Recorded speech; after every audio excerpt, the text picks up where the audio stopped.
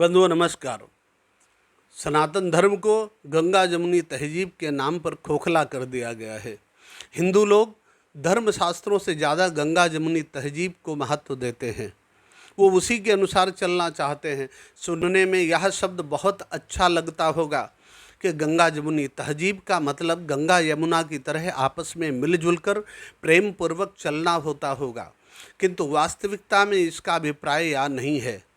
इसका अभिप्राय यह है कि दूसरे धर्म के लोग अपने धर्म से, अपनी धार्मिक मान्यताओं से समझौता नहीं करेंगे। तुम अपनी मान्य मान्यताएं, मर्यादाएं छोड़ते चले जाओ और गंगा जमुनी तहजीब के नाम पर उनकी परंपराओं को अपनाते चले जाओ।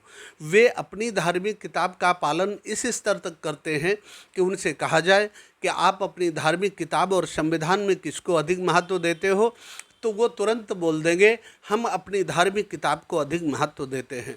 जबकि हिंदुओं से पूछा जाए कि आप अपनी धार्मिक किताब और संविधान में किसे अधिक महत्व देते हो, तो कहते हैं हम तो संविधान को अधिक महत्व देते हैं। उनसे कहा जाए तो वे अपने ईश्वर के अलावा किसी दूसरे के सामने सिर नहीं झुकाते हैं। जबकि हिंदू कहीं भी सिर झुकाने को उतावले रहते हैं। उन्होंने तो एक चौपाई पकड़ रखी है कि सिय राम में सब जग जानी, करहूँ प्रणाम जोर जुग पानी। इस धरती का, सृष्टि का प्रत्येक कण ईश्वरमय है, इसलिए मैं उस भावना से प्रत्येक कण कण को प्रणाम करता हूँ। वो अपनी धार्मिक किताब के नाम पर इतने कट्टर हैं कि वे किसी दूसरे के ईश्वर के सामने सिर तो नहीं ही झुकाते हैं, वे कहने पर भी वंदे मातरम नहीं बोलते, वे कहने पर भी भारत माता की जय नहीं बोलते, वे सूर्य नमस्कार नहीं करते। जबकि हिंदू अपनी शास्त्रीय शिक्षा का पालन इतनी कड़ाई से नहीं करते हैं, क्योंकि वो गंगा जमुनी तहजीब का समर्थन करते हैं। हिंदू अपनी चोटी कटवा लेते हैं, अपने मंदिरों में रखकर साईं बुढ़े को पूज लेते हैं, अपना जन्मदिन तिथियों को छोड़कर तारीखों में मना लेते हैं।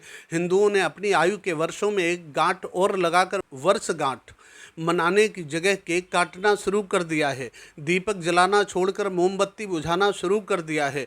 विवाह के बाद अपनी कुल परंपराओं, पितृ पूजाओं को छोड़कर हनीमून पर जाना शुरू कर दिया है। ये सनातन परंपराओं में नहीं है और न ही सनातन शास्त्रों में कहीं लिखा हुआ है, फिर भी ऐसा सब कुछ कर लेते हैं।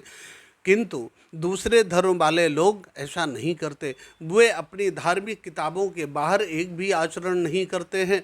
ये हिंदुओं को सोचने वाली बात है।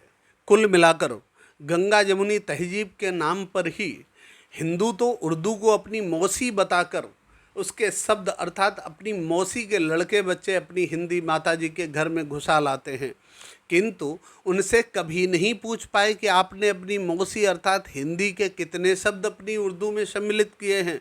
उर्दू भाषा के तो बहुत शब्द आज भी अपनी मौसी के यहाँ आराम फरमा रहे हैं, किंतु हिंदी शब्दों को अपनी मौसी के यहाँ रहने का वो सुख कभी नहीं मिला। इससे हिंदी भाषा पर तो उर्दू का कब्जा बढ़ता जा रहा है, किंतु उर्दू में हिंदी का कोई दखल नहीं है। मौसी के प्रति हिंदुओं का इतना अधिक समर्पण है कि इसे भाषा जेहाद नहीं मानते, इसे उदारतापूर्वक सहते हैं। वही मौसी के लड़के मौसी मौसी करते करते मौसी की बेटियों से विवाह कर लें तो लव जिहाद बता दिया जाता है। उनके यहाँ मौसी की बेटियों से विवाह किया जा सकता है, उनकी धार्मिक किताब में ऐसा लिखा हुआ है। हिंदू मौसी की बेटी को बहन मानते हैं, इसलिए हिंदुओं में ऐसा नहीं होता है। पहले जब सनातन धर्म था तब हमारा देश अखंड भारत था, और जब से हिंदुस्तान बना तब से हिंदी भाषा में उर्दू शब्दों की तरह ही हिंदुस्तान में भी मौसी प्रेम भारी पड़ा है, और मौसी के लड़के धीरे धीरे घुसते चले आए और Pakistan, Afghanistan, Iran, Nepal, Bhutan, Tibet, Myanmar, Bangladesh, Cambodia, Malaysia, Thailand और इंडोनेशिया आदि देश बनते चले गए। ये मौसी के बच्चों के प्रति प्रेम ही है।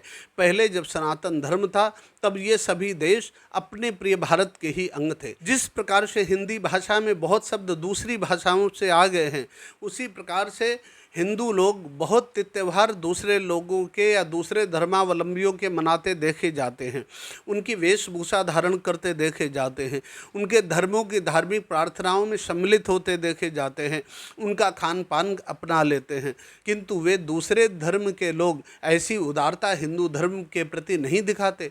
क्योंकि उनकी धार्मिक किताब इसकी इजाज़त उन्हें नहीं देती, जबकि हिंदू अपनी धार्मिक किताब को मानते ही नहीं हैं। उनकी अपने वेद शास्त्रों के प्रति उस प्रकार की निष्ठा नहीं है। हिंदू धर्म अपने अपने हिसाब से चलता है, जिसको जब जो अच्छा लगता है तब वो वही करने लगता है।